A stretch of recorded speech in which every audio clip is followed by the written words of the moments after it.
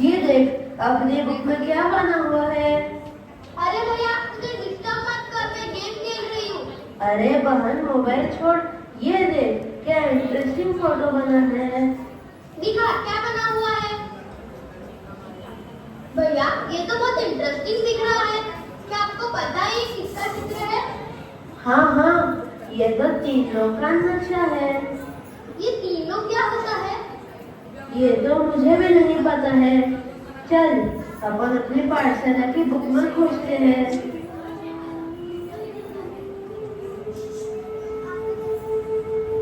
आप सबने भारत देखा, किसी ने जापान, तो किसी ने लंदन और अमेरिका, तो किसी ने कुछ और देखा। सबने वहाँ की बहुत सारी जानकारी ली और इस दुनिया के बारे में बहुत सारी नॉलेज मिली।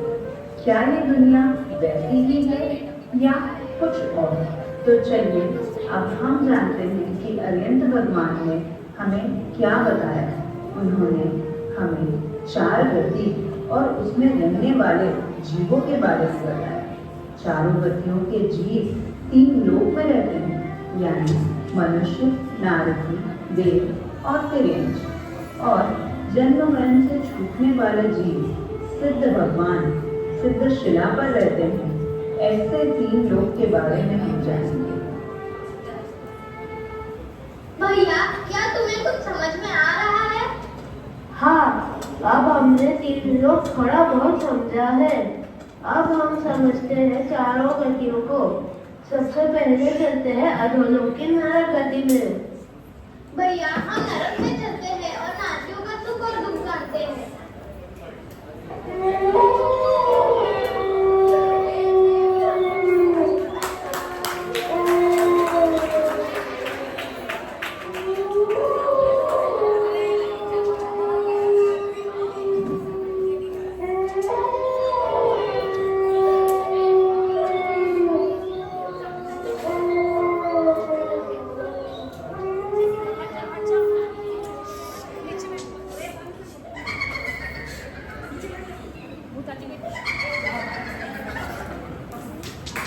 तुम कौन हो? तुम यहाँ क्यों आए हो? छोड़ दो हमें, छोड़ दो। हम मनुष्य हैं, हम सच्चे सुख की खोज में निकले हैं। क्या आप सब यहाँ सुखी हैं? नहीं नहीं, हमें यहाँ पे एक क्षण भी सुख नहीं मिलता। हम नरकियों के बिल होते हैं, उसमें बहुत अंधकार होता है और वहाँ हमें ठूस ठूस कर रहना पड़ता है। हमारा वातावरण घोर अंधकार से भरा हुआ है। भयंकर दुर्गंधित और भयानक स्थान है। यहाँ पर ठंड और गर्मी इतनी है कि पूछो ही मत। यहाँ पर पर्वत जितना बड़ा गोला भी पानी के जैसे पिघल जाए या फिर बर्फ के जैसे जम जाता है। हमारा शरीर तो आप देख ही रहे हो, ना डरावना है। हम कितने बदबूदार, काले और बेडौल होते हैं। हम एक दूसरे के मारे जाने पर भी नहीं मरते हैं, बल्कि हमारा शरीर पारे की तरह बिखर जाता है और फिर से जुड़ जाता है। हमें यहाँ पर इतनी भूख और प्यास लगती है कि पूछो ही मत। अगर हम तीन लोगों का अनाज और सारे समुद्र का पानी भी पी ले तो भी प्यास नहीं बुझती है। यहाँ पर तो हमें खाने को कड़वी मिट्टी और पीने को खून जैसे दिखने वाली वैतरणी नदी का गरम गरम जल पीना पड़ता है। अगर हम यहाँ थोड़ा विश्राम करने का सोच भी ले तो तलवार जैसे पत्तों से हमारे शरीर के अंग काटे जाते हैं। क्या बताऊं, हमने बहुत ही सभी से कार्य करे। रात्रि भोजन करा, सप्तव्यसन किया, बड़े भारी परिग्रह किया, निर्बलों पर अत्याचार किया। इसलिए आज हमें इतना घोर दुख उठाना पड़ रहा है।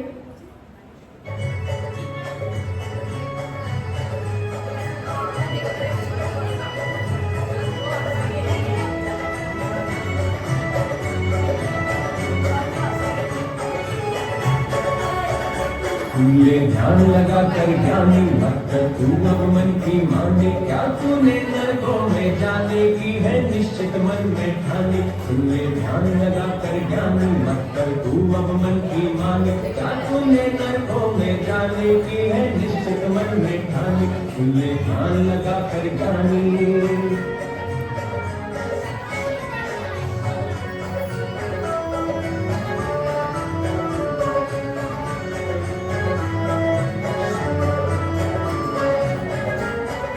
भूल गया सब धर्म कर्म को, पापों में भर माया, पापों में भर माया। जीवन कपटाई में खोया, नस नस में है माया, नस नस में है माया। तेरी 2 दिन की जिंदगानी क्यों करता खोटा अज्ञानी, क्या तूने नरकों में जाने की है निश्चित मन में ठानी। सुन ले ध्यान लगा कर ज्ञानी, मत कर तू मन की मानी, क्या तूने नरकों में जाने की है निश्चित मन में ठानी। सुन ले ध्यान लगा कर ज्ञानी। अरे ये तो मारपीट कर रहा है, चलो भागो भागो, कहीं हमें ना मार दे। नरक में तो दुख ही दुख है, हमें यहाँ कभी भी नहीं आना है। अब हमें यहाँ तो सच्चा सुख नहीं मिला, अब हम क्या करें? तो हम चलते हैं देवगति में।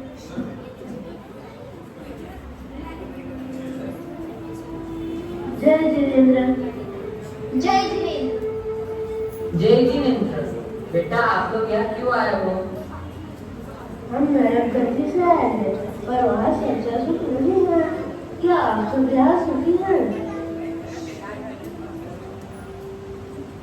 नहीं बेटा, हम भी यहाँ सुखी नहीं हैं। हमने धर्म सेवन किया, तप किया, दान देकर अच्छे कार्य किए, इस कारण हम स्वर्ग में तो आ गए और यहाँ पर सुख सुविधाओं की भी रेंटिंग है, फिर भी हम सुखी हैं।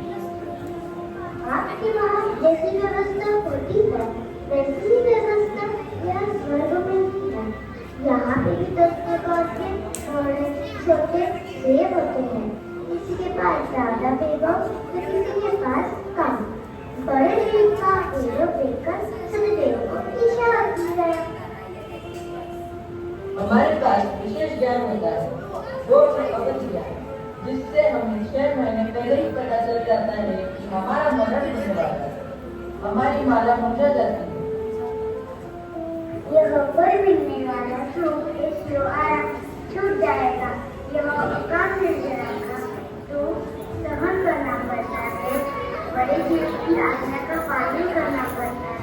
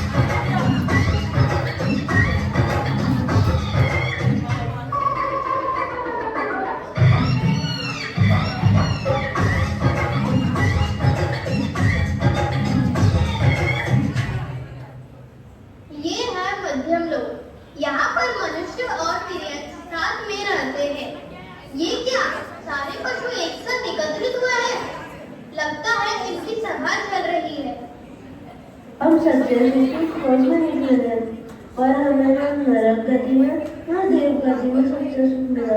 क्या आप सब यहाँ सुखी हैं?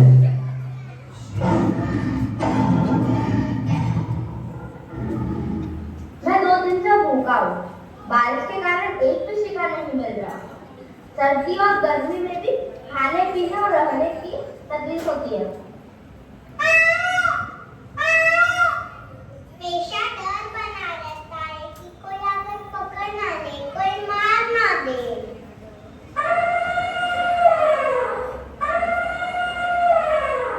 हमारे बहुत से साथियों को अपने शौक और फायदे के लिए पकड़ कर रखते हैं, पिंजरे में बंद रखते हैं और उनसे कई तरह के खेल करवाते हैं।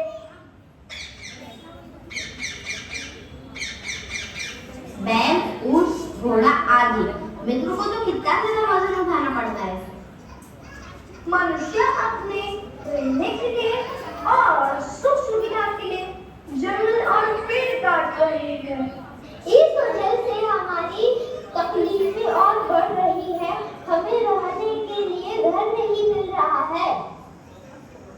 हमारे खाने पीने और रहने की तलाश में हम आपकी बस्ती में आ जाते हैं, तो हमें मार दिया जाता है या फिर पकड़ के पिंजरे में बंद कर देते हैं।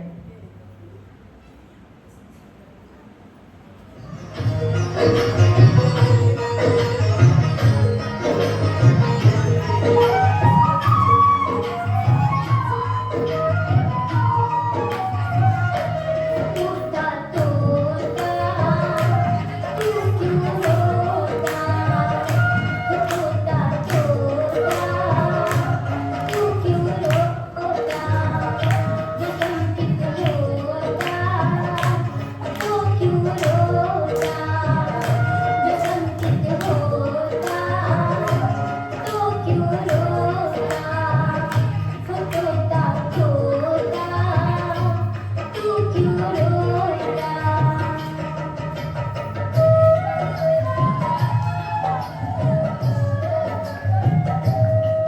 जब मैं भी तुम्हारे जैसा था, इन मंदिर न जाता था, पाठशाला न जाता था, रोज गालियाँ देता था। पाठशाला न जाता था, रोज गालियाँ देता था। इसी से बन गया मैं तो तोता, इसी से बन गया मैं तो तोता, रोता रोता इसी से रोता, जो संकित होता तो क्यों रोता। अब इनसे क्या पूछे, ये तो पहले से ही दुखी है। अब क्या करें? आइया बहना, हम चलते हैं मनुष्य गति में।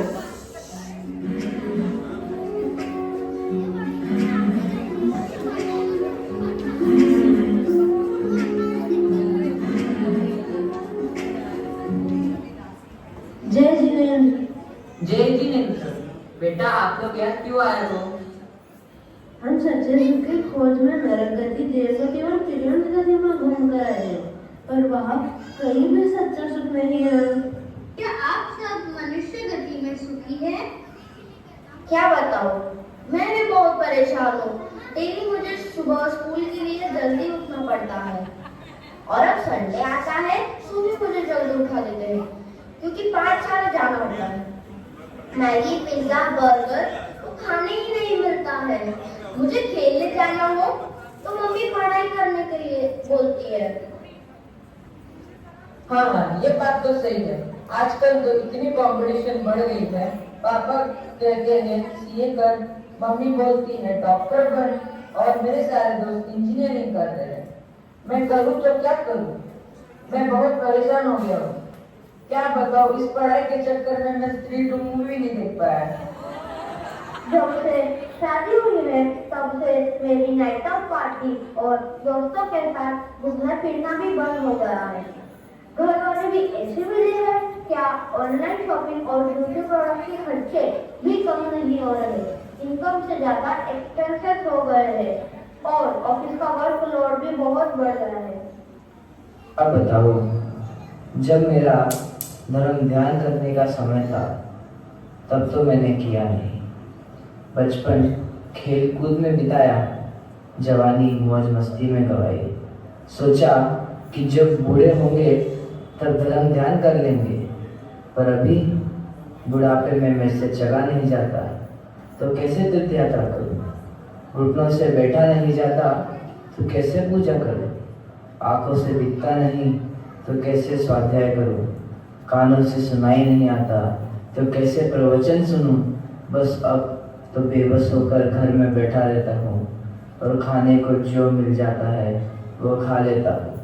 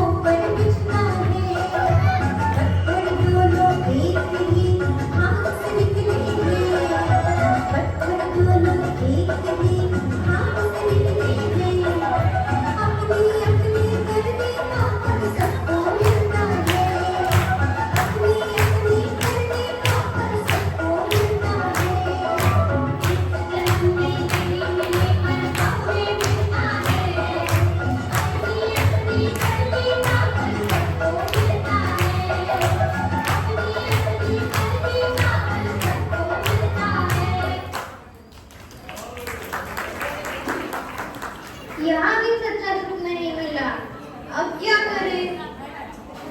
क्यों ना हम पाठशाला जाकर अंकल दादी से पूछें? हाँ भैया, ये सही रास्ता है। चारों गति के जीवों को भी हमारे साथ ले चलते हैं।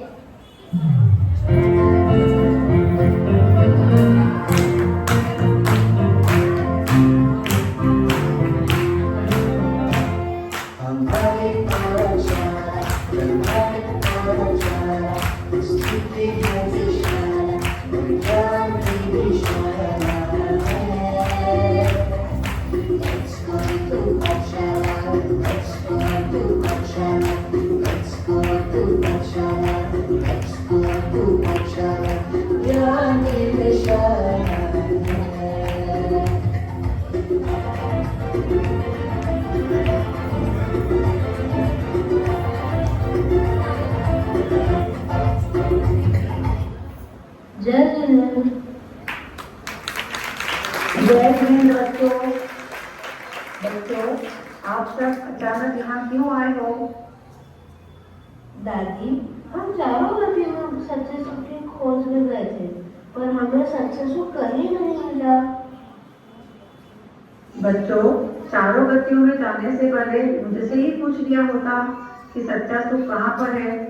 रोज तो पाठशाला में आते हो आप लोग, क्योंकि सच्चा सुख तो मनुष्य गति से ही पुरुषार्थ करके प्राप्त किया जाता है। अरे हाँ, हम तीन लोग के अग्रभाग में तो गए ही नहीं। वहाँ तो सच्चा सुख है और उसे ही तो मोक्ष कहा गया है। यह मनुष्य गति चिंतामणि रत्न है, इसे ऐसे ही नहीं दबा देना चाहिए। हमें यहीं से संयम रूपी नाव में सवार होकर मोक्षपुरी की ओर जाना चाहिए, जिसके चालक होते हैं अरिहंत भगवान और परिचालक होते हैं निर्गुण गुरु। समझे बच्चों? जय जिनेन्द्र।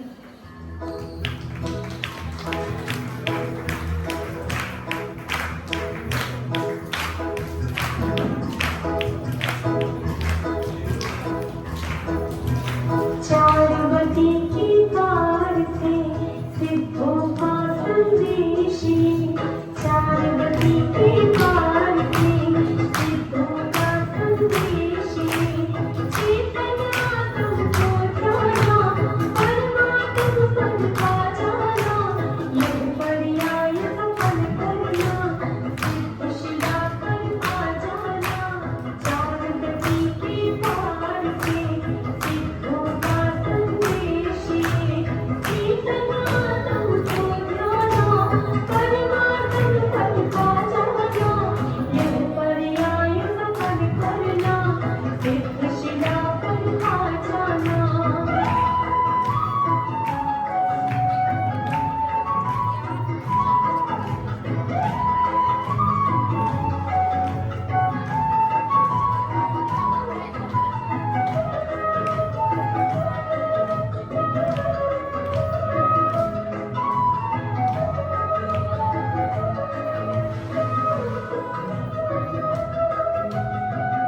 जग में कोई नहीं तेरा, जित धर्म की है शरण सबका,